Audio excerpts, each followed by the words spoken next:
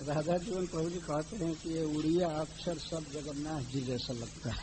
और तो उस समय से मैं कोई अक्षर देखता हूँ तो सीधे जगन्नाथ जी सुभद्रा बोलते दिखाई देते, और कुछ पता नहीं चलता है।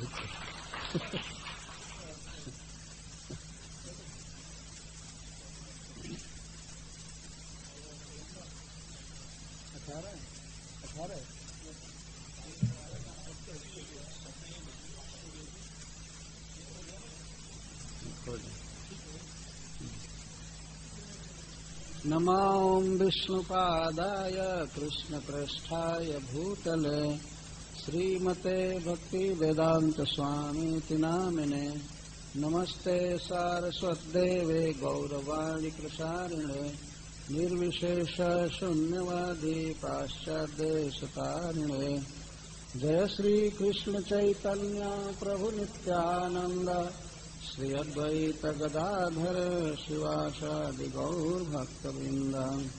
हरे कृष्णा कृष्ण कृष्ण हरे हरे, हरे राम राम हरे हरे। ओम नमो भगवते वासुदेवाय।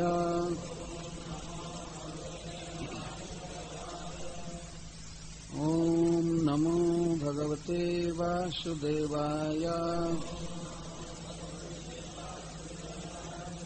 ओम नमो भगवते वासुदेवाय।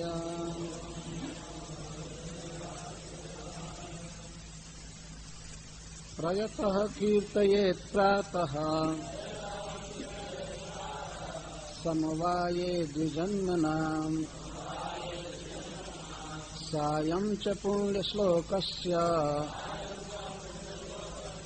ध्रुवस्य चरितं महान्। प्रयतः कीर्तयेत् प्रातः समवाये द्विजन्मनाम् सायं च पुण्यश्लोकस्य ध्रुवस्य चरितं महान्।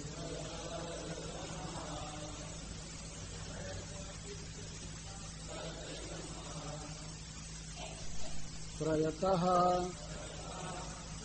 सावधानी से चित्त को एकाग्र करके कीर्तये कीर्तन करे कहे। प्रातः प्रातः समवाये समाज में द्विजन्मना द्विजों के भक्तों के सायं संध्या समय च और पुण्य श्लोकस्य पवित्र कीर्ति वाले ध्रुवस्य ध्रुव महाराज का चरितांक चरित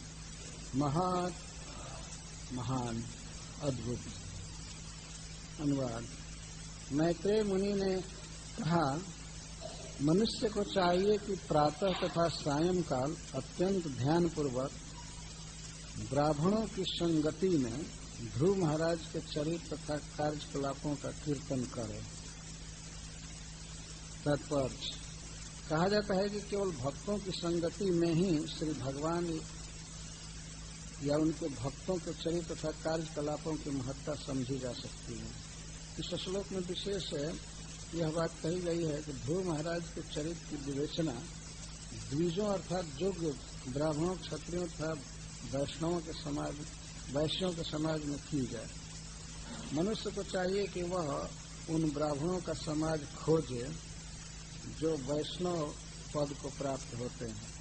इस प्रकार श्रीमद् भागवत की विवेचना तुरंत ही प्रभाव डालती है, क्योंकि उसमें भक्तों तथा भगवान के चरित्र तथा लीलाओं का वर्णन पाया जाता है। इस कार्य के लिए अंतर्राष्ट्रीय श्री कृष्ण भावनामृत संघ की व्यवस्था की गई है। इस संघ के प्रत्येक केंद्र में न केवल प्रातः सायं और दोपहर में अपितु 24 घंटे भगवान की भक्ति चलती रहती है। जो भी इस संघ के संपर्क में आता है वह स्वमेव भक्त बन जाता है। हमारा यह अनुभव है कि अनेक कर्मी तथा अन्य जन इस संघ में आते हैं और इस्कॉन के मंदिरों में अत्यंत शांत तथा सुखद वातावरण पाते हैं।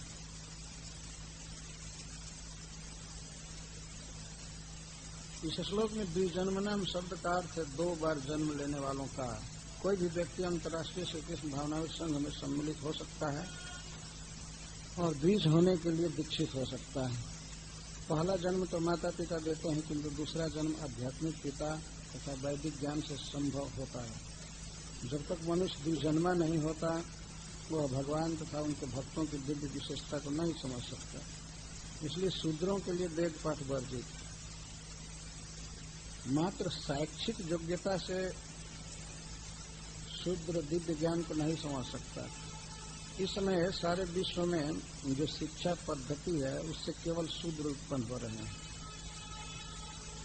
बड़े से बड़ा प्रौद्योगिकी विद्य शूद्र से अधिक नहीं होता। कलौ शूद्र संभव। कलयुग में सभी शूद्र हैं। चूंकि विश्व की पूरी जनसंख्या शूद्र है, अतः आध्यात्मिक ज्ञान का पतन हुआ है, जिससे लोग दुखी हैं।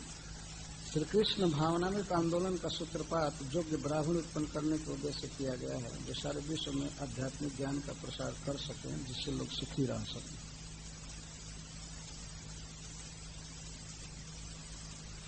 ध्रुव महाराज का चरित्र कहने के बाद श्री मैत्रेय मुनि विदुर जी को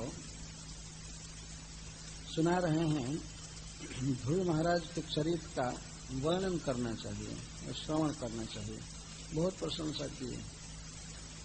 इस श्लोक में मैत्रेय मुनि कहते हैं कि द्विजन्मनम समवाय, द्विजन्मा द्विजों के समाज में, अच्छा अर्थात जो सुसंस्कृत हैं, जो भगवान के भक्त हैं, उनके समाज में जो व्यक्ति प्रातः और सायं ध्रुव महाराज के चरित्र का कीर्तन करता है, कीर्तन करना चाहिए। कीर्तये विधि लिंग है, कीर्तन कर, ये आदेश जैसा कर रहे हैं। प्रातः सायं, जैसे हम लोग 2 बार भागवत करते थे कटक में, वही है प्रातः सायं, प्रातः काल सायं। प्रातः इसलिए इसमें कहा गया है कि प्रातः काल में कोई डिस्टर्बेंस नहीं होता है, मन एकाग्र होता है। तो अवश्य भगवान की चर्चा सुननी चाहिए ध्रुव महाराज जैसे भक्त की। और सायं, और चकार से 24 घंटे जब फुर्सत मिले तब, जब भी च का अर्थ है प्रातः और सायं, और अथवा च का अर्थ है अनुक्त समुच्चय, जो और समय नहीं बताया गया है, उन सबको ले रहा है च। तो प्रातः सायं चकारेण मध्यम दिने रात्रौ, सब समय ध्रुव महाराज के चरित्र का कीर्तन करना चाहिए, वर्णन करना चाहिए। इसकी आवश्यकता है। इसको सुन करके लोग भक्त हो जाएंगे। ध्रुव महाराज का अद्भुत चरित्र, भगवान ने ध्रुव महाराज की इच्छा पूरी की। और ध्रुव महाराज के इस प्रसंग में जीवों के साथ भगवान का क्या संबंध है, यह बहुत अच्छी तरह से प्रस्फुटित हुआ है। ध्रुव महाराज को देखने के लिए भगवान आए मधुबन और वर दिए। ध्रुव महाराज कभी कल्पना भी नहीं किए थे कि उनको ध्रुव लोक मिलेगा, लेकिन भगवान इतने उदार हैं कि उन्होंने अपने आप दिया। तो एक शब्द पर श्रील प्रभुपाद जी बहुत जोर देते हैं कि द्विजों के समाज में ध्रुव महाराज का चरित्र कहना चाहिए। द्विजन्मनाम समवाय, समवाय का अर्थ संघ, समाज, संगति। क्यों द्विजों के समाज में कहना चाहिए और लोगों के नहीं? क्योंकि और लोग समझेंगे ही नहीं। ध्रुव महाराज के चरित्र का को महत्व नहीं देंगे, वैल्यू नहीं करेंगे। इसलिए द्विजों के समाज में, जिनका 2 बार जन्म हुआ है, अर्थात जो भगवान की भक्ति में लगे हुए हैं, उपनयन संस्कार है, दीक्षित हैं। दीक्षित का अर्थ जिन्हें ज्ञान है, श्री कृष्ण की महिमा जानते हैं और भक्तों की, उनको ही सुनाना चाहिए, उनके समाज में कीर्तन करना चाहिए। श्रील प्रभुपाद जी कहते हैं कि इसके लिए हरे कृष्ण आंदोलन है, स्कान है, इसमें हम लोग बीज बनाते हैं। इसमें जो व्यक्ति आता है भगवान को प्रणाम करता है उसी समय द्विज हो जाता है। कहीं भी भगवान के प्रति जो श्रद्धा रखता है वह वास्तव में द्विज है, भगवान को समझा है। श्रील प्रभुपाद जी कहते हैं कि सारा विश्व शूद्रों से भर गया है, तो पहले तो द्विज बनाएंगे तब न भक्ति कराएंगे। द्विजों के समाज में भागवत कहना है, तो द्विज बनाने के लिए 2 बार जन्म देने के लिए सबसे पहला उपाय यह है कि जीवों को हरिनाम उच्चारण करने की शिक्षा दी जाए। जीवों से मेरा तात्पर्य मनुष्यों से है। मनुष्यों को भगवान का नाम बोलने की और भगवान को प्रणाम करने की कला सिखाई जाए। हरे कृष्णा कृष्णा कृष्णा हरे हरे, हरे राम राम राम हरे। जैसे पशु जन्म लेते हैं वैसे मनुष्य भी जन्म लेता है। माता पिता से जन्म ले लेना यह कोई बहुत बड़ी बात नहीं है, वो तो जैसे तैसे जन्म हो ही जाता है, उसमें मनुष्य को प्रयास नहीं करना पड़ता है। लेकिन दूसरा जन्म लेने के लिए बहुत विधियां होती हैं, भगवान को समझना पड़ता है। जब बच्चा जन्म लेता है तो उसे कोई ज्ञान नहीं रहता है, उसकी माँ कौन है, उसके पिताजी कौन है, भाई कौन है, बहन कौन है। धीरे धीरे बड़ा होता है तो लोग बताते हैं, खास करके माँ सिखाती है, बताती है ये तुम्हारे पिता हैं। दूसरे लोग बताते हैं तुम्हारे पिता का ये नाम है, तुम्हारे पिता का ये नाम है, ये नाम है। और मान लीजिए वो जान गया, पढ़ लिख गया, मेरा घर यहाँ है, मेरे पिताजी यहाँ है, मेरा ये सब कुछ है, मेरा ये सब कुछ, तो यह तो पहला जन्म हुआ। लेकिन परम पिता कौन है, भगवान कौन है, उनके साथ हमारा क्या संबंध है, इस विषय में कोई माता पिता नहीं सिखाते है ना। तो ध्रुव महाराज का जन्म हुआ था उत्तानपाद महाराज से और सुनीति के गर्भ से। लेकिन जब पिता ने गोद में नहीं बैठा और बच्चा रो रहा था तो माँ सीधा कहती है कि बेटा तुम परम पुरुष भगवान विष्णु की शरण में जाओ, वही तुम्हारा दुख दूर करेंगे। तत्वन्यतः पाद ऐसे पद्म पलाश लोचना दुखद छिदम न गण्यामि कष्टम। बेटा कमल नयन भगवान के अलावा तुम्हारे दुख को कोई दूर नहीं कर सकता। तुमको राज्य चाहिए तो उनकी आराधना करो। सुनीति ने ये नहीं कहा कि जाओ अपने मामा को लाओ, पंचायत कराओ, क्यों नहीं राज्य देगा। समाज में फिर पंचायत इकट्ठा करो, न्याय करवाओ या कोर्ट में केस करो, ये करो, कुछ नहीं।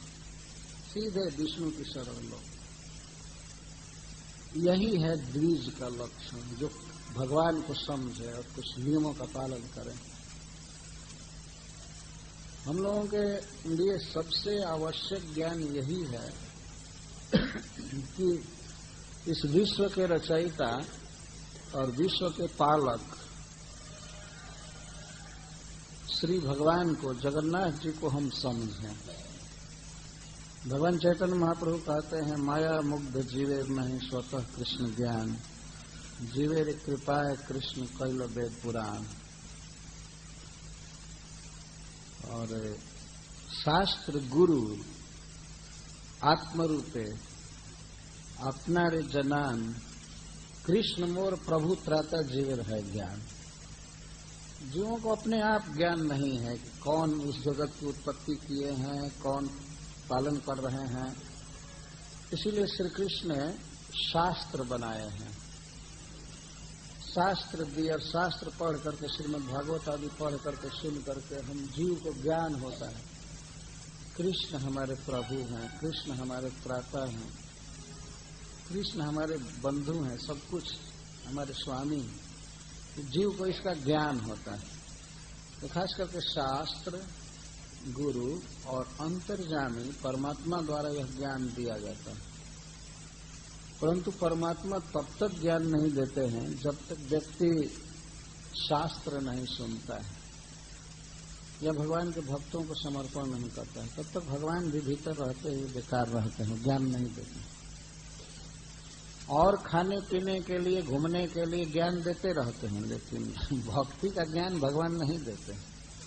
जब कोई व्यक्ति भगवान को प्रणाम करता है, भगवान की कथाएं सुनता है, तब भगवान हृदय में अनंत ज्ञान की धारा प्रवाहित करने लगते हैं, देने लगते। तो जब ज्ञान होता है वास्तविक, तब क्या स्थिति होती है? कृष्ण मोर प्रभु त्राता, यही भावना होती है। ये शुद्ध ज्ञान का लक्षण है। कृष्ण के प्रति भावना होती है, कृष्ण हमारे प्रभु हैं, जगन्नाथ जी हमारे प्रभु हैं और हमारे रक्षक हैं, हमारे पालन पोषण करने वाले हैं और हमारे सबसे प्रिय आत्मीय बंधु हैं। इस प्रकार की भावना होती है। अन्यथा मनुष्यों को ऐसे न समझाया जाए, भगवान के गुणों का वर्णन न किया जाए, तो ये सोचते हैं कि हम कुछ लोग तो ये कहते हैं कि अगर भगवान है भी संसार में तो हमसे क्या उसका संबंध है, क्या मतलब है? इस पशु जैसे जी रहे हैं वास्तव में। भगवान के बनाए हुए सूर्य का प्रकाश ले रहे हैं, पृथ्वी का उत्पादन खा रहे हैं, जल पी रहे हैं, सब कर रहे हैं, लेकिन भगवान के विषय में कोई खास प्रेम नहीं। उससे लाख गुना ज्यादा अपने परिवार से प्रेम है, अपने लोगों से, अपने देह से। एक बार एक व्यक्ति तो ऐसे तर्क किया, कथा में कहा कि मान लेते हैं भगवान जगत की सृष्टि किए हैं, पालन कर रहे हैं, तो इससे क्या है? इससे कि हमको क्या जरूरत है कि हम उनके चक्कर में रहें? तो मैं कहा क्या आपत्ति है अगर भगवान की याद करेंगे? तो वो कहता है अगर भगवान की याद करेंगे तो हमेशा भय लगा रहेगा कि कोई गलती न हो जाए, वो दंड देगा, ये देगा, इसलिए आंख बंद करके ईश्वर को छोड़ दो और जो मन में आवे वो करो। ऐसा कह रहा है। मूर्खों का लक्षण है। जब भगवान को याद करने पर तो आदमी कोई काम धंधा नहीं कर पाएगा, हमेशा डर बना रहेगा, देख रहा है कर रहा। मैं कहा यही बात नहीं है। वास्तव में भगवान का स्मरण करने से जीव का दुख दूर होता है, तो प्रफुल्लित चित्त होता है। श्रीमद् भागवतम में अनेक उदाहरण हैं जिसमें दिखाया गया है कि लोग किस तरह श्री कृष्ण के प्रति भावना करते हैं। आपने सुना कटक में कंस क्या सोचता था? कंस की केवल यही भावना थी कि कृष्ण मोर शत्रु, कृष्ण मेरा दुश्मन है, शत्रु, यही भावना। हिरण्यकश्यप की भावना थी कृष्ण मेरे परिवार पर पड़ा हुआ है, मेरे भाई की हत्या किया है, हमारा सबसे बड़ा अहित, हमारा सबसे बड़ा शत्रु कृष्ण। कितनी विपरीत चेतना। इससे और भी कई तरह के हुए, कुछ उदासीन होते हैं और कुछ तो निंदक भी होते हैं। लेकिन आज के समाज में लोग उदासीनता को बहुत अच्छा दर्जा देते हैं। कोई लोग कहते हैं, मान लीजिए हम कमाई करते हैं, खाते हैं, पीते हैं, जी रहे हैं और भगवान का भजन नहीं करते हैं, हम ईमानदार हैं, तो इसमें क्या गलती है? हम लोग बताते हैं कि बिना भगवान के भजन के, बिना कृष्ण के भक्ति के कोई ईमानदार ऑनेस्ट हो ही नहीं सकता है, बेईमान रहेगा। तो ईमान है ही नहीं। ईमान तो तब है जब हम न्याय देखें कि भाई भगवान ने हमारे लिए सब कुछ किया है तो हम भगवान को प्रणाम करें, भगवान की भक्ति करें, यही ईमान है। तो कोई बच्चा ऐसा कहे कि ठीक है माता पिता ने हमको जन्म दिया, पाल दिया, पोष दिया, लेकिन अब क्या जरूरत है उनसे? हम खाएंगे, पिएंगे, कमाएंगे, कुछ भी करेंगे। तो ये तो महा बेईमान का लक्षण हुआ ना। बिना भगवान के भजन के सब आदमी चोर है, वो नेक हो ही नहीं सकता। जैसे मान लीजिए कुछ चोर कहीं किसी के घर में चोरी करते हैं, कई सामान इकट्ठा करते हैं। जब सामान इकट्ठा हो जाता है तो वे चोर सब कहते हैं आपस में, भाई देखना ईमानदारी से बांटना, कोई इसमें बेईमानी न होने पाए, इसमें सदा सहता से ईमानदारी से बांटना है, वितरण करना। बताइए, उस चोरी के धन में से एक पैसा भी लेना ईमानदारी है? और मान लीजिए कुछ चोर ईमानदारी से धन बांट रहे हैं, अब तब तक पुलिस पहुंच जाए वहां, पुलिस घेर ले और तब तो बताएगी पुलिस ने कि क्या ईमानदारी है। वो डंडा से मार मार करके सब बेईमानी सिद्ध कर देगी। इसी तरह से हम लोग इस दुनिया में जी रहे हैं, खा रहे हैं, सोचते हैं हम ईमानदार हैं, हम ईमानदार हैं। ये बेईमानों का संघ बन गया है। उधर अमेरिका वाले कहते हैं ये भूमि मेरी है, यह कोई नहीं आ सकता है, आएगा भी तो घूम करके चले जाना, वीसा जल्दी नहीं देते। इतना लैंड है, इतनी भूमि है वहां ज्यादा, क्या कहा जाए। और भारत में या और देशों में लोग इतना कंजस्टेड दुखी जीवन बिता रहे हैं, लेकिन वे लोग जाने नहीं देते, ईमानदारी से बांटे हैं पृथ्वी को, ईमानदार। तो इसी तरह से कहीं भी व्यक्ति ईश्वर की याद नहीं कर रहा है और भगवान के धन को खा रहा है, द्विज होना चाहिए, भगवान को समझना चाहिए। भगवान हमारे प्रभु हैं, रक्षक हैं। नाथ, नाथ का अर्थ होता है पालक, रक्षक। जगन्नाथ, जगताम जीवा नाम नाथ, पालक।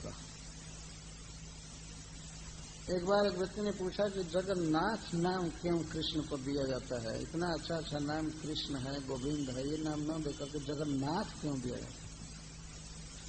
कृष्ण का जगन्नाथ नाम इसीलिए है कि सभी जीव समझें इस रहस्य को कि भगवान हमारा पालन कर रहे हैं, पोषण कर रहे हैं। भगवान के इस गुण को व्यक्त करने के लिए ही उन्हें जगन्नाथ शब्द दिया जाता है। ये बहुत सुंदर भगवान का नाम है। सभी जीवों के नाथ हैं, पालक हैं, सबको सब चीज खिला रहे हैं, पिला रहे हैं। तो कोई भी जीव है, विशेषकर मनुष्य, यह समझने का प्रयास करे कि भगवान के साथ हमारा संबंध क्या है।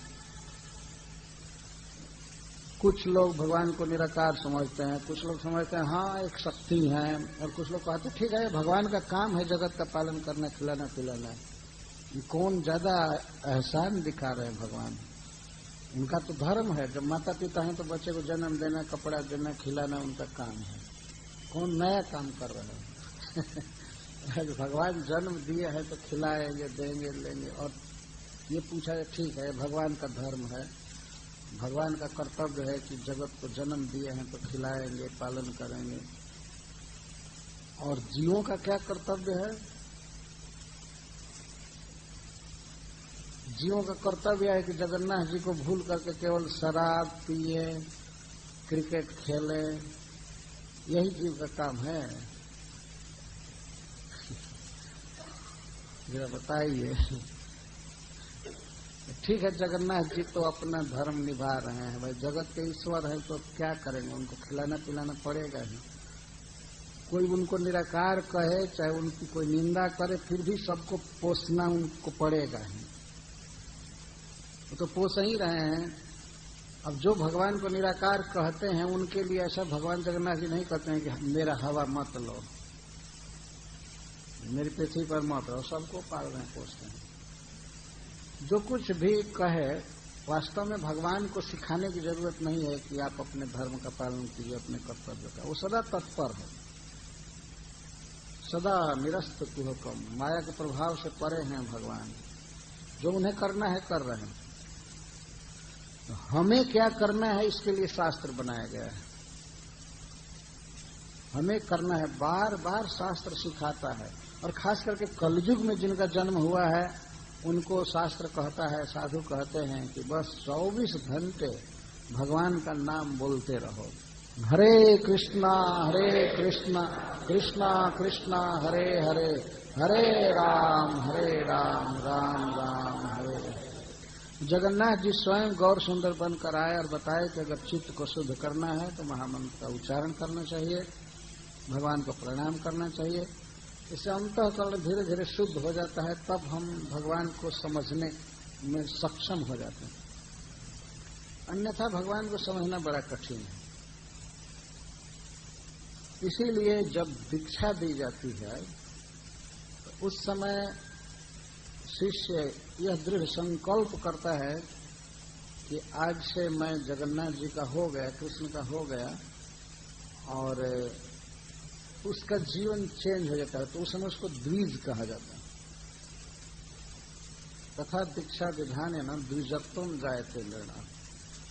भगवान के नाम का आश्रय लेता है, भगवान को समझ जाता है और कुछ विशिष्ट उत्तरदायित्व प्रारंभ होता है उसके जीवन में, जिसमें पहला और सबसे महत्वपूर्ण उत्तरदायित्व है भगवान के नाम का जप करना।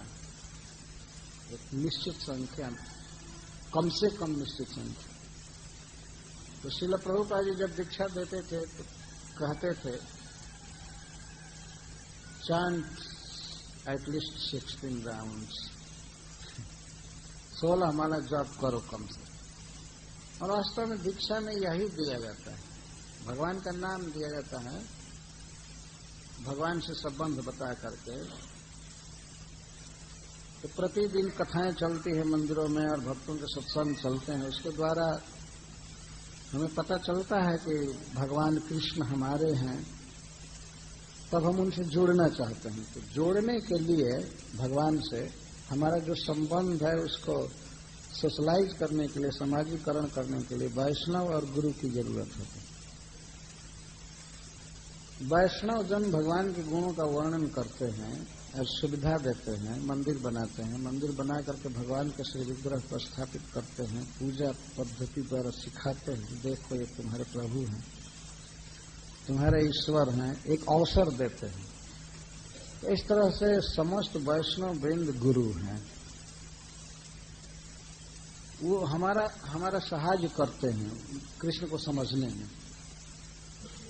पुस्तकें छापते हैं, पुस्तकें पढ़ करके हम लोग भगवान को समझते हैं, मंदिर में भगवान के श्री विग्रह को देख करके समझते हैं, कथाएं सुन करके समझते हैं, कीर्तन सुन करके समझते हैं। कई तरह से भगवान के भक्त अन्य जीवों की मदद करते हैं, सहायता करते हैं कृष्ण को समझने में। तो उन्हीं सहायकों में से एक गुरु भी सहायक होता है। सहायक मीडियम है वास्तव में। गुरु कोई गोल नहीं है, मीडियम है, थ्रू वो भगवान को समझने में सहायता देता है। तो दीक्षा के समय वास्तव में गुरु के साथ संबंध नहीं होता है जीव का, कृष्ण के साथ संबंध होता है। कृष्ण संबंध विज्ञान दायिने प्रभवे नमः। कृष्ण के साथ संबंध कराया जाता है। जैसे आपने देखा है, हम सभी भारतवासी हैं तो देखते रहते हैं, विवाह होता है तो विवाह के अवसर पर किसी कन्या को किसी वर से जोड़ा जाता है, पाणी ग्रहण कराया जाता है, संस्कार कराया जाता है। उस दिन से वह कन्या उस वर की हो जाती है। बीच में कोई पुरोहित यज्ञ करके और वैदिक मंत्र पढ़ करके कन्या को अर्पण करते हैं वर के लिए। गुरु और वैष्णव लोग पुरोहित स्थानीय हैं। वे लोग एक व्यवस्था करके, अग्नि जला करके, यज्ञ करके, प्रवचन करके, जैसे तैसे बहुत काल से तैयारी करके और भक्त को जगन्नाथ जी को अर्पित करते हैं। तो संबंध जगन्नाथ जी से होता है। पर आज के युग में बहुत भारी भ्रम लोगों के मन में जुटा हुआ है, आज हमारा गुरु से संबंध हुआ। गुरु से क्यों संबंध हुआ? संबंध वास्तव में कृष्ण से है जीव का सदा से, और सदा रहेगा। उसी संबंध को केवल समाजीकरण करना है, सोशलाइज करना है, प्रकट करना है। अब यह कोई कहे, जैसे मान लीजिए विवाह होता है, तो विवाह के अवसर पर कोई कन्या को ये सिखावे कि तुम्हारा संबंध आज से इस ब्राह्मण से हो रहा है जिसने यज्ञ कराया है। यह कितनी गड़बड़ी होगी बताइए। और भगवान का वर्णन न किया जाए, मान लो वर का वर्णन न करे कोई, दीक्षा दे और पहले तो ये प्रचार करे कि भगवान का भजन करो, भगवान का भजन करो, भजन करो, भजन करो, और जिस दिन नहीं वर का भजन करो, कन्या को मान लीजिए बताया जाए वर का भजन करो, और कन्या बैठे यज्ञशाला में, विवाह मंडप में, और जो यज्ञ करा रहा है, जो गुरु है, वो कहे कि तुम्हारा वर तो निराकार है, उसको हाथ है, न पैर है, न नाक है, न मुख है, न कुछ नहीं है, और आज से तुम मेरी हो गई, ऐसा कहते हैं। उसे ब्राह्मण को जूतों से मारना चाहिए कि ये तो गुंडा बैठा है। कोई भी गुरु अगर यह कहता है कि भगवान निराकार है, तो समझना चाहिए कि वो बहुत खल व्यक्ति है। नन वैष्णव तो गुरु हो ही नहीं सकते हैं, वो भगवान का कोई वर्णन ही नहीं करते। और संबंध क्या कराते हैं, आप विश्वास कीजिए, देखी हुई बात मैं कहता हूं। कुछ मंत्र देते हैं, तो मंत्र देते हैं और उस अवसर पर उसके कुछ चेला खड़े रहते हैं और भगवान का कोई फोटो नहीं देते हैं, गुरु का फोटो रखे रहते हैं और वही देते हैं उसको। और चूंकि भगवान तो निराकार हैं, तो भगवान के फोटो तो बनेंगे नहीं। भगवान की क्या जरूरत है। तो ये तो खैर नन वैष्णवों की बात मैं कर रहा हूं, लेकिन वैष्णवों में भी बहुत अज्ञान है, भरा हुआ है, तथाकथित वैष्णवों में। संबंध है भगवान से हो रहा है, इस बात को समझना चाहिए। और भगवान से संबंध है, कराया जाए या न कराया जाए, वो तो नित्य संबंध है। जीव के तरफ से उसका साक्षात्कार करने की आवश्यकता है, उसको रियलाइज करने की आवश्यकता है। और दीक्षा तो उसी दिन प्रारंभ हो जाती है वास्तव में, जिस दिन कोई भक्त किसी व्यक्ति को बताता है कि कृष्ण का भजन करो, कृष्ण प्रभु हैं, कृष्ण त्राता हैं, कृष्ण बंधु हैं, सब कुछ हैं, कृष्ण सब कुछ कर रहे हैं। जिस दिन कोई किसी को सिखाता है, जप करने के लिए कहता है, वास्तव में दीक्षा उसी दिन प्रारंभ होती है। ये कोई आग जला करके और नाम बदल देना, कह देना दीक्षा हो, यही दीक्षा नहीं है। शास्त्र कहता है दीक्षा उसी दिन से उसकी चालू होती है। और पता नहीं कितने कितने भक्तों का उपकार उस व्यक्ति के पास है। किसी ने कृष्ण के बारे में कुछ बताया, किसी ने कुछ बताया, किसी ने कुछ बताया, इस तरह से धीरे धीरे धीरे धीरे धीरे धीरे वह कृष्ण से जुड़ जाता है, संयुक्त होता है और उसका जीवन धन्य होता है। वास्तव में दीक्षा की जाती है, वह तो एक सर्टिफिकेट जैसा है कि कृष्ण के साथ तुम्हारा संबंध हो गया। नहीं तो वो तो संबंध बहुत काल से, जैसे स्कूल में लड़के पढ़ते हैं और पास हो जाते हैं, उनको सर्टिफिकेट मिलता है, लेकिन कई साल की पढ़ाई का वो फल होता है। ऐसा नहीं कि कुछ पढ़े नहीं और आकर के परीक्षा में बैठ जाए और सर्टिफिकेट मिल जाएगा, नहीं। बहुत वर्षों की पढ़ाई का फल होता है, तो बहुत काल के अभ्यास का फल होता है। धीरे धीरे व्यक्ति में कृष्ण ज्ञान का उदय होता है, कृष्ण को समझता है। हाँ, अगर सोशलाइज न किया जाए उस संबंध को, तो व्यक्ति पर उतना असर नहीं होता, प्रभाव नहीं पड़ता। जैसे मान लीजिए कोई कन्या किसी वर को वर्ण कर ली है, पति मान चुकी है मन ही मन, लेकिन जब तक उसका समाजीकरण नहीं होता है, लोगों के सामने अग्नि जला करके फिस्ट करके जैसे तैसे जब तक बताया नहीं जाता है तब तक वह बंधन, वह आसक्ति उत्पन्न नहीं हो पाती।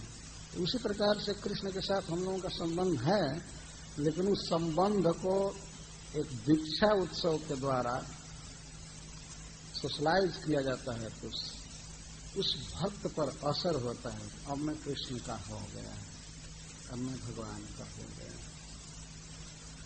था पहले से ही, लेकिन अब विवाह हो गया कृष्ण के साथ।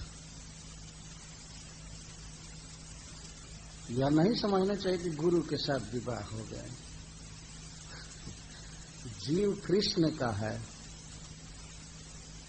बहुत मैं वैष्णवों को ये बात बता रहा हूं, जो उन्हें भ्रम होता है और बहुत बहुत गुरु गुरु गुरु गुरु करते रहते हैं, वो ठीक नहीं है। कृष्ण का भजन होना चाहिए। पहले की परंपरा है, सब कुछ देखा गया है। जगन्नाथ जी को समझना है। वैष्णव और गुरु उसमें एक मीडियम है, हेल्पर है, इसलिए वो भी पूज्य हैं, वही पूज्य हैं। लेकिन अपना जो वास्तविक मुख्य संबंध है कृष्ण के साथ, वो समझना चाहिए। भागवत में खासकर चैतन्य चरितामृत में ये बात बहुत स्पष्ट की गई। गुरु की सहायता से, वैष्णव की सहायता से, वैष्णव साधु कहते हैं चैतन्य महाप्रभु, भ्रमिते भ्रमिते जब साधु वैद्य पाए, तार उपदेश मंत्रे पिशाची पलाए, कृष्ण भक्ति पाए तब कृष्ण निकट जाए। उपदेश मंत्र होता है गुरु का। गुरु से तात्पर्य कोई भी वैष्णव उपदेश करता है, गीता का श्लोक, भागवत का श्लोक बोलता है, कहता है, उसके उपदेश से बात समझ में आ जाती है कृष्ण हमारे प्रभु हैं, त्राता हैं। ये जो माया है, अज्ञान है, ये पिशाची चली जाती है। उस जीव में भक्ति आती है, श्रवणम कीर्तनम विष्णु स्मरणम पाद सेवनम इत्यादि, तब वह कृष्ण के पास चला जाए। कृष्ण भक्ति पाए तबे कृष्ण निकट जाए। तो हमें सबको चाहिए कि हम भगवान कृष्ण के विषय में सुने, कहें। प्रायः भक्तों को देखा जाता है कि वे 24 घंटे में अगर एक टाइम कथा में बैठ जाएं, सवेरे भागवत सुन ले, तो सोचते हैं कि अब 24 घंटे कोई जरूरत नहीं है सुनने। लेकिन कम से कम मैत्रेय जी कहते हैं 2 टाइम 2 समय, प्रातः सायं। क्यों 24 घंटे की दूरी रखेंगे? उसको काटकर 12 घंटे की दूरी करनी चाहिए। बीच में 12 घंटा खंडित होना चाहिए, मतलब 12 घंटे सुने, सवेरे भागवत सुने, फिर शाम को सुने, पढ़ें। और चकार से 24 घंटे पढ़ना चाहिए, सुनना चाहिए, तब भगवान में प्रीति होती है। विशेष करके उन भक्तों को जिनकी आज दीक्षा हो रही है, उन्हें चाहिए कि वे अधिक से अधिक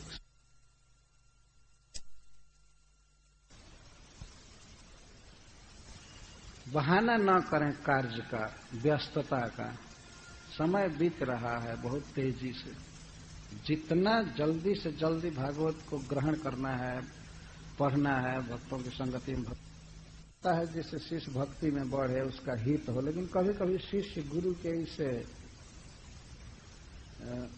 आदेश को समझ नहीं पाते हैं, तो वे अवज्ञा कर देते हैं, नहीं नहीं ये ठीक नहीं है, ये ठीक नहीं है। गुरु की अवज्ञा नहीं करनी चाहिए, उसके आदेशों का पालन करना चाहिए। और गुरु में भी कुछ मर्त्य धर्म रहेगा ही, मनुष्य है इसलिए मनुष्यत्व तो कुछ रहेगा। और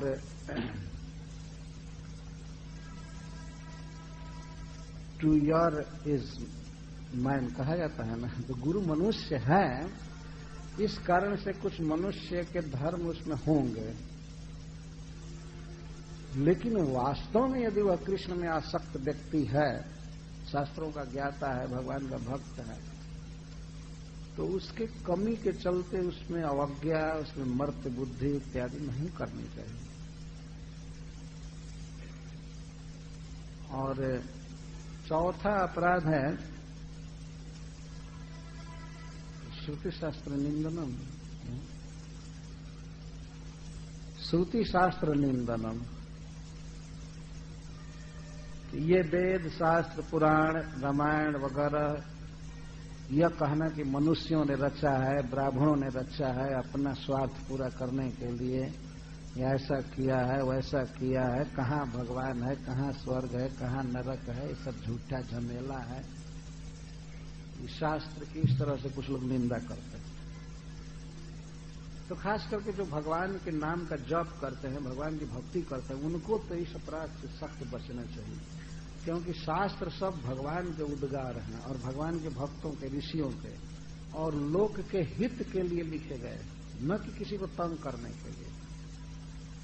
समाज का हित करने के लिए शास्त्र लिखे गए, इसलिए कभी निंदा नहीं करनी चाहिए। और 5वां नमापराध है हरि नामनी कल्पनम। यह विचार करना कि कोई भगवान का नाम हम नहीं है, ये कुछ लोगों ने गढ़ लिया है, नाम अपने से रख दिया है। जैसे हम लोगों का, हम लोग जन्म लेते हैं तो कोई नाम नहीं रहता है, लेकिन बाद में लोग नाम रख देते हैं, तो यह कल्पना हुआ। नाम बदला भी जाता है, कुछ भी किया जाता है, पहले नाम कुछ रहता ही नहीं है। जन्म के समय कोई नाम नहीं रहता है, कोई मिश्रा, तिवारी या पटनायक, ये सब कुछ नाम नहीं रहता है। जन्म लेने के बाद तब धीरे धीरे, वो भी कुछ दिन के बाद चालू होता है। पहले तो बच्चा, लाला कहेंगे, तो धीरे धीरे तब मिस्टर, मिनिस्टर चालू होता है। कोई नाम है नहीं हम लोगों का वास्तव में, परंतु भगवान का नित्य सिद्ध नाम है। अनादिकाल से भगवान के नाम है। भगवान जैसा अवतार लेते हैं वैसे ही भगवान का नाम भी इस जगत में अवतार लेता है। जैसे कृष्ण, यह नाम गर्गाचार्य के जिह्वा से अवतरित हुआ। हरि, वासुदेव, ये 3 नाम गर्गाचार्य ने रखा। गोविंद नाम यह इंद्र देवता के मुख से आया। तो भगवान का नाम पहले से है, अनादिकाल से है, वो प्रकट होता है। लेकिन कुछ मूर्ख ऐसा समझते हैं कि नहीं नहीं नहीं, भगवान का कोई नाम नहीं है, केवल कल्पना करके रख दिया। गर्गाचार्य जब नाम रखते हैं तो कहते हैं, कैसे वो श्लोक में भूलसंत वर्णाश्रयो यस्य गृहतन जुगम तनु। वे कहते हैं कि आपके पुत्र के अनंत नाम हैं और अनंत रूप हैं कहते हैं। और कालत्रयोपन्नानी, तीनों काल में, भगवान भी स्वयं कहते हैं पहले से नाम है, इस समय नाम है और वो अनंत काल तक रहेंगे। हम लोगों का तो नाम मिलता है बाद में, और मरने के बाद वो नाम सब खत्म हो जाए, कृमि बीट भस्म संगीता हो जाए, और धीरे धीरे लोग नाम बिल्कुल भूल जाते हैं। अब किसी से पूछिए कि तुम्हारे पितामह के पितामह का क्या नाम था, किसी को याद नहीं। आजकल के तो लड़कों को अपने पितामह का ही नाम याद करना कठिन है। पिता का नाम तो खैर लिखना पड़ता है, इसलिए याद रखते हैं। 2-4 वंश पीछे का कोई नाम याद नहीं, सब खत्म हुआ, बस रूप भी समाप्त हुआ और नाम। लेकिन भगवान के रूप नित्य हैं और नाम नित्य हैं, कल्पना नहीं। 6ठा नामापराध है यह सोचना कि भगवान नाम के कीर्तन और जप की महिमा को बढ़ा चढ़ाकर कह दिया गया है। नामाभास से पाप ध्वस्त हो जाएगा। कुछ लोग ऐसा, ये शास्त्र कहता है नामाभास से पाप नष्ट हो जाएगा। जैसे अजामिल ने नारायण शब्द कहा, लेकिन वास्तव में वह पुत्र के लिए कहा, तो इसको नामाभास कहते हैं। कुछ भी हो, भगवान के नाम का ही तो प्रकाश हुआ ना। आभास, आभास के 2 अर्थ हैं। आ का अर्थ है सम्यक और भास का अर्थ है प्रकाश। आभास, तो इस तरह से, अथवा आभास का अर्थ होता है थोड़ा सा प्रकाशन। आ का अर्थ थोड़ा, ईशत। जैसे सूरज उगता नहीं है, उगने के पहले ही प्रकाश छा जाता है आकाश में। सूरज उगता नहीं है, उसके पहले ही। आपने देखा है ना, रोज सूर्योदय के पहले ही प्रकाश छा जाता है, तो उस प्रकाश को देख करके कहा जाता है कि सूर्य आ चुका है कहीं। इसको आभास कहते हैं। तो वास्तव में सूर्य आकाश में नहीं है, और वास्तव में अजामिल भगवान का नाम नहीं बोला, लेकिन ये तो पता लग गया कि भगवान का नाम है नारायण, इसीलिए उसका पाप ध्वस्त हो गया पूरा समाज का। क्या सूर्य के आभास मात्र से अंधकार का नाश नहीं हो जाता है? कोई आवश्यक नहीं होता है कि सूर्य आवे ही और दोपहर में ही हो। सूर्य अभी रहता है क्षितिज के नीचे, तब तक अंधकार नष्ट हो। तो भगवान के नाम की यह वास्तविक शक्ति है। वास्तविक शक्ति, जितनी शक्ति है उतना तो मनुष्य कह ही नहीं सकता है, बढ़ा कर क्या कहेगा। हरि नाम में अर्थवाद, अर्थ का अर्थ है प्रयोजन। शास्त्रों में कर्मकांड, दान, वर्णाश्रम धर्म आदि की प्रशंसा की गई है, तो उनके फल को बढ़ा बढ़ा कर कहा गया है, जिससे लोग उस सत्कर्म में लगे। किसी को सत्कर्म में लगाने के लिए जो प्ररोचना दी जाती है, लोभ दिया जाता है, उसको अर्थवाद कहते हैं। उतना फल नहीं है, लेकिन फल दिया जाता है, कहा जाता है। जैसे मान लीजिए, अब पता नहीं ऐसा होता है कि नहीं, पहले बच्चों का कर्ण छेदन होता था, कान छेदा जाता था। तो कान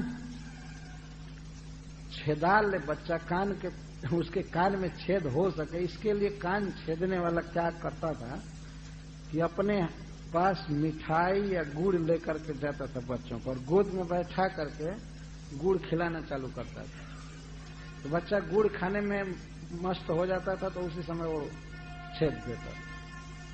हमारे यहाँ गांव में एक कहावत है कि जे गुड़ खाए वो कान छेदाई, जो गुड़ खाएगा वो कान छेदवाएगा। तो गुड़ खिलाना ये उद्देश्य नहीं होता था। तो पहले वो गांव में हल्ला होता था किसी बच्चे के लिए, करे वहां गुड़ मिल रहा है, गुड़ मिल रहा है, गुड़ मिल रहा है। गुड़ नहीं दिया जाता था वास्तव में, कान छेदने वाला आता था, छेद करके कुछ पैसा उसको मिलता था। लेकिन हल्ला होता था गांव में कि गुड़ मिल रहा है, फ्री में गुड़ बेचने वाला है, देने वाला है, देने वाला है। तो बच्चे जा जा करके कान छेदवा लेते गुड़ खाने। तो शास्त्रों में ऐसे उदाहरण दिए गए हैं शुभ कर्मों के विषय में, यज्ञ, दान, तप आदि के विषय में। उनके फल को इतना बढ़ा करके कहा गया है। तो बढ़ा करके जो कहा गया है फल, वो उतना सत्य नहीं है। अर्थ क्या है? अर्थ यह है कि उस शुभ कर्म में लोग लगे, इसीलिए फल बढ़ा करके कहा जाता है। कुछ लोगों का यह विचार है कि भगवान नाम जप कराने के लिए इसके फल को बढ़ा करके कह दिया गया। यह सोचना बहुत बड़ा अपराध है। शास्त्र कहता है कि जितना पाप काटने की शक्ति भगवान के नाम में है, उतना सारे विश्व के जीव मिल करके पाप बना नहीं सकते, पाप नहीं कर सकते। भगवान के नाम की महिमा को भगवान भी नहीं जानते हैं, और कोई क्या बढ़ा करके कहेगा। शास्त्र उदाहरण देता है कि सूर्य में अंधकार नष्ट करने की जितनी शक्ति है, उतना विश्व के पूरे लोगों में अंधकार बनाने की शक्ति नहीं है। जैसे मान लीजिए सूर्य उगने वाला हो और अनाउंस किया जाए कि हे दुनिया के वैज्ञानिकों और हे इंजीनियरों, तुम सब मिलकर अंधकार को बचाओ, सूर्य उगने वाला है। सूर्य उगने वाला है, अंधकार को बचाओ, अंधकार को बचाओ। तो क्या कोई बचा पाएगा अंधकार को? तमोह को बचा पाएगा कोई? मान लीजिए अपने घर का किवाड़ बंद करे, अपने पॉकेट में अंधकार रखे, अपने झोला में रखे, अपने लोटा में रखे, कितना बचाएगा? कि सूर्य के उगते ही अंधकार नष्ट हो जाएगा। वैसे ही किसी के कान में या किसी के जिह्वा पर महामंत्र आता है, भगवान का नाम आता है, तो पाप रह ही नहीं सकते हैं। हरे कृष्णा कृष्णा कृष्णा हरे हरे, हरे राम राम राम। तो भगवान के नाम में अर्थवाद हो ही नहीं सकता है। यथार्थ महिमा तो कोई कह ही नहीं सकता है, बढ़ा कर क्या कहेगा। जो लोग ये सोचते हैं कि इसकी महिमा को बढ़ा कर कहा गया है, तो वो यह एक अपराध है। जो 7वां नंबर अपराध है यह सोचना कि मैं भगवान का नाम जप ही रहा हूं और थोड़ा गलती भी कर दूंगा, पाप भी कर दूंगा, तो नाम काट देगा, उसको खत्म कर देगा। तो इसका मतलब है कि नाम को हम पाप करने में सहायक बना रहे हैं कि हे नाम, हम पाप करने वाले हैं, आप काट दीजिएगा। इसका मतलब नाम को पाप काटने में नहीं, पाप कराने में सहायक बना रहे हैं। ये तो ऐसी बात है कि कोई व्यक्ति टैबलेट लिया हो कलरा की और गड़बड़ खा करके कहे कोई बात नहीं, हमारे पास टैबलेट है और कलरा होगा भी तो देख लेंगे, तो टैबलेट के बल पर गड़बड़ काम कर रहा है। ये वैष्णवों में ऐसा विचार होता है, भगवान का नाम है, सब पाप काट देगा, इसलिए कभी कभी जानबूझ करके भी पाप कर देते हैं।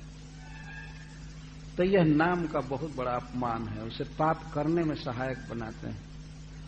नामनो बलात् जस सही पाप बुद्धि, न विद्यते तस्य जमैर्हि शुद्धि। कभी नाम के बल पर पाप नहीं करना चाहिए। तो पाप हो गया है तो नाम तो काट ही देगा, लेकिन आगे जानबूझ करके पाप नहीं होना चाहिए। अच्छा, कुछ वेदों में वर्णित शुभ सकाम कर्म हैं, जैसे दान देना, यज्ञ करना, तप करना और भी विविध प्रकार के तीर्थाटन आदि। तो कुछ लोग सोचते हैं कि जैसे और सब है वैसे ही एक नाम संकीर्तन भी है। नहीं, नाम संकीर्तन स्पेशल है, वो उन कर्मों में नहीं है। वो तो लौकिक भौतिक कर्म है, लेकिन भगवान का नाम उच्चारण पूर्ण स्पिरिचुअल है। जैसे इसका उदाहरण दिया जाता है कि अब यहाँ दीपक जल रहा है, बिजली जल रही है, कुछ भी जल रहा है, रात में जलता है, तो कोई व्यक्ति कहे कि जैसे वो बल्ब जल रहा है, जैसे वो जल रहा है, वैसे ही एक दिन में सूर्य जलता है, कोई खास बात नहीं। उन्हीं बल्बों में से वो एक सूर्य भी है। तो यह तो मूर्खता हुई ना। और जो दीपक जलते हैं रात्रि में, वो तो हैं अपने स्थिति में, ठीक है, घर का अंधकार दूर करेंगे, लेकिन यह कह देना कि सूर्य भी एक इन्हीं दीपकों में से है, आदमी का बनाया, यह गलती। और किसी भी कर्म के साथ भगवान के नाम के उच्चारण की तुलना नहीं की जा सकती। एक तरफ सारे साधन रखे जाएं, सब कुछ, सारे साधन, तो उनका प्रभाव एक सरसों के दाने के बराबर होगा। और जबकि उनकी तुलना में सारे साधन चढ़ाए जाएं, सारे साधन एक तरफ तराजू के, तुला के एक पल्ले पर एक तरफ, और एक तरफ भगवान के नाम का एक बार उच्चारण, तो वे सब मिलकर एक सरसों के दाने के बराबर होंगे और भगवान के नाम का उच्चारण सुमेरु पर्वत से भी भारी हो जाएगी। इसकी कोई तुलना ही नहीं है वास्तव में। इसीलिए तो शास्त्र कहता है, साधु जन कहते हैं, बताते हैं, भगवान का नाम जप करो, नाम जप करो, नाम उच्चारण करो, कीर्तन करो। इसके समान कोई साधन नहीं। तार मध्य सर्वश्रेष्ठ नाम संकीर्तन। शुभ सकाम कर्मों की तो बात छोड़ दीजिए, भक्ति में भी सबसे बढ़ करके भगवान के नाम का उच्चारण ही है, भक्ति में भी। तो इसलिए अन्य कर्मों के साथ इसका सामने कभी नहीं करना चाहिए, तुलना नहीं करनी चाहिए। और जो लोग बिल्कुल बहिर्मुख हैं, भिन्न मत में हैं, जो भगवान के प्रति प्रेम बिल्कुल नहीं करते, निंदा करते हैं, उन दूषित लोगों को भगवान नाम की महिमा नहीं सुनानी चाहिए। जैसे मान लीजिए कोई व्यक्ति बहुत गरीब है, बहुत निर्धन है, केवल साग भाजी बेचता है और सब करता है, और उसके पास कोई स्वर्ण या माणिक्य, डायमंड, हीरा लेकर के जाए और कहे कि ले लीजिए, बहुत अच्छा है, वो कहेगा कि हम 2 रुपया देंगे इसका। क्या ला करके पत्थर दिखा रहे हो, इसको हम इसके लिए 1 रुपया देंगे। और मान लीजिए लाखों रुपए की चीज है, वो कह रहे भाई ये लाख की चीज है, तुम 2 रुपया कहते हो, नहीं ज्यादा से ज्यादा 5 रुपया दूंगा। तो वहां दिखाने की क्या जरूरत है? उसको तो ले जाकर के किसी जौहरी के दुकान में बेचना चाहिए ना, जो उसके महत्व को जानता, और नहीं कम से कम निंदा न करे भगवान नाम की या भगवान की, उसको देना चाहिए। तो भगवान नाम सुना सकते हैं किसी को भी, भगवान का नाम सुना सकते हैं, लेकिन भगवान नाम की महिमा नहीं सुनानी चाहिए। तो सहेगा नहीं, उल्टे कह देगा जाओ क्या बकवास कर रहे हो।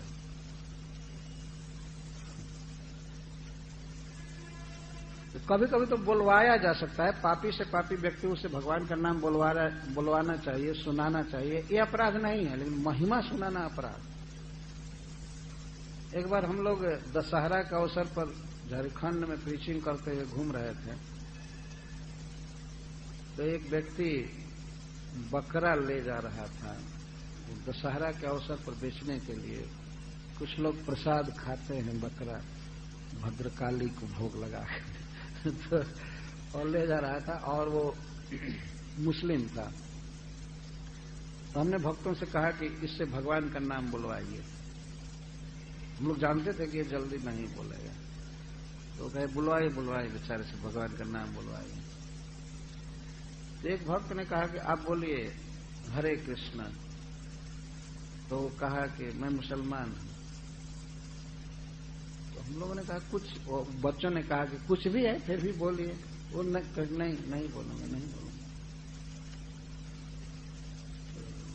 वो बच्चे हार गए। तो आए कहे तो बोल नहीं रहा है। तो मैं कहा कि जा करके पूछो।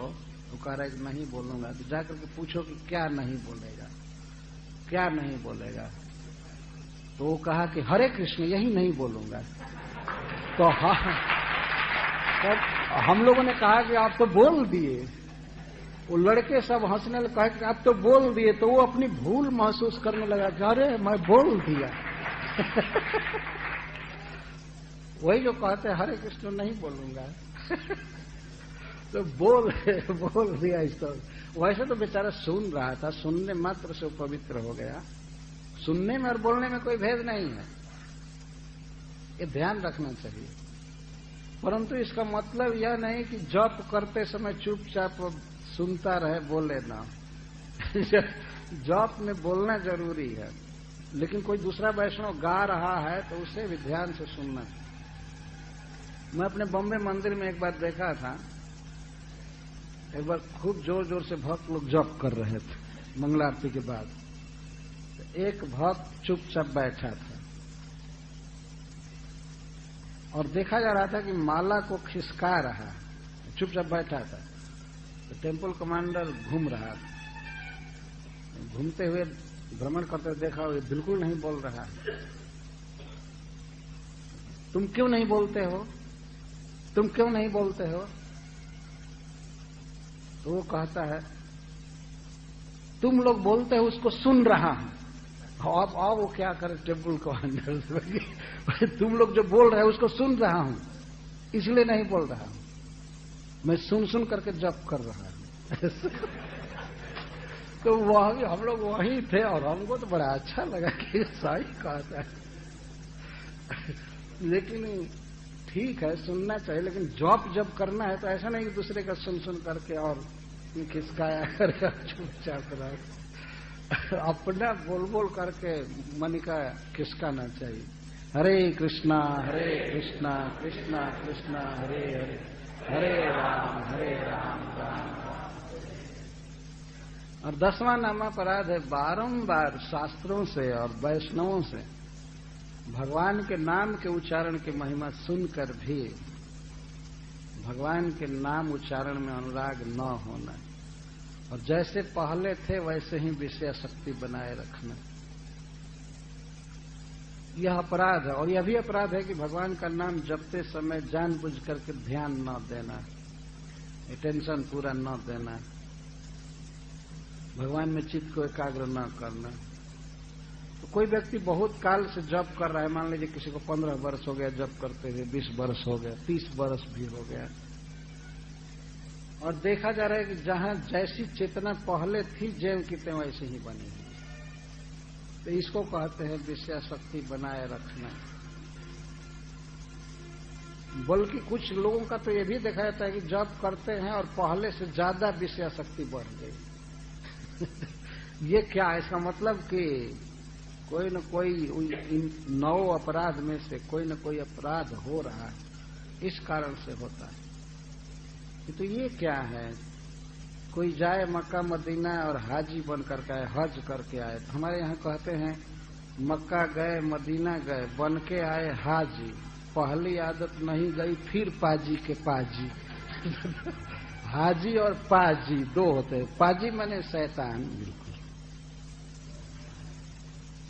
तो हाजी बन करके आए तीर्थ करके और फिर पाजी ही रह गए, ये ठीक नहीं है ना। भगवान नाम जप करके शुद्ध होना चाहिए। अपराधों से बचने पर विकास होता है। ऐसा नहीं होना चाहिए कि 20 वर्ष जप किए तो इसके बाद अब चले संसार को भोगने के लिए। 20 वर्ष सन्यासी रह करके विवाह अब चालू करे, ये क्या है? क्या तुमने जप किया, क्या तुमने तप किया, क्या भजन किया? शुद्धि होनी चाहिए ना। तो अपराध से बचा जाता है। इसीलिए श्रील प्रभुपाद जी बारंबार इस बात को दोहराते रहते थे और दीक्षा के समय यह चेतावनी देना जरूरी है कि नाम अपराध से बचना चाहिए और भगवान के नाम का कीर्तन करना चाहिए। तब डिजायर्ड रिजल्ट कृष्ण प्रेम मिलता है ना। उसे पढ़ते हैं ना तब अपना अभीष्ट कृष्ण प्रेम प्राप्त होता है। अच्छा, कोई वैष्णव अपराध तो होता ही रहता है, नामापराध होता ही रहता है। इसीलिए सबसे उपाय ये है कि वैष्णवों के चरण धूलि में लौटा प्रणाम किया जाए, उनकी कृपा से नामापराध मिटता है। इसीलिए पढ़ा जाता है रोज, वांछा कल्पतरुभ्यश्च कृपा सिंधुभ्यैव च पतितानां पावनेभ्यो वैष्णवेभ्यो। तो इस प्रकार नामापराध से बच करके हमें भगवान से प्रेम करना चाहिए। यह बहुत सरल मार्ग है, सुगम मार्ग है। नामापराध इसलिए बताया जाता है कि हम लोग बचे। ऐसा नहीं सोचना चाहिए कि तब हम भक्त बनेंगे ही नहीं, इतना अपराध होगा, ये होगा, वो होगा। कुछ लोग ऐसे कहते हैं, लेकिन वो तो बिल्कुल मूर्खता है। नामापराध से बचना चाहिए और जप करते रहना चाहिए। अच्छा, नामापराध मान लीजिए हो रहा है, तब उपाय क्या है? उपाय यह है कि और अधिक जप कीजिए। नामापराध को नाम संकीर्तन ही नष्ट करता है। अविश्रांत प्रयुक्तानि नामान्यव हरन्त्यघ। अविश्रांत जप करते रहेंगे, वो जप ही नामापराध को खत्म करेगा। हरे कृष्णा कृष्णा कृष्णा हरे हरे, हरे राम राम राम। जय श्री जगन्नाथ, जय बलदेव, जय सुभद्रा, जय गौरनिताय, जय कृष्ण बलराम। हरे कृष्ण।